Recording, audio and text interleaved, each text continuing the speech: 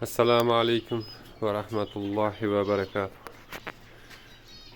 Mana bugun 25-noyabr 2025-yil. Bedana jo'jalarimizni 3-kuni. Jo'jalarimiz ancha normal holatda. Kutganimizdan ham yaxshi. O'lim holatlari yo'q. Hozircha yaxshi. Bedana jo'jalari asosan shu 3, 4, 5-kunlarda ehtiyot bo'lib turishimiz kerak. Shu holatlarda o'lim holatlari kuzatilish ehtimollari ko'payadi. Organizmga kirgan yangi ovqat oshqozonni buzishi mumkin, qorin og'riqlari bo'lishi mumkin. Shu holatlarga ahamiyat beramiz. Hozircha bizda yaxshi.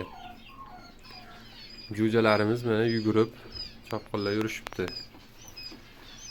Endi bu kunda ahamiyat berishimiz kerak bo'lgan narsalar, suvlar, o'sha toza suvlar qo'yamiz, qaynagan suvlar qo'yamiz. Suvga bugun oxirgi kun shakarli suv qilib berishimiz. Ertadan toza suv berishni boshlaymiz. Issiqlik graduslarni 1 gradusdanga pastlab qo'ydik bugundan boshlab. Endi bundan bag'iga kuniga 1 gradusdan pastlab boramiz. Xudo xolasa, jo'jalarimiz ancha yaxshi tetik.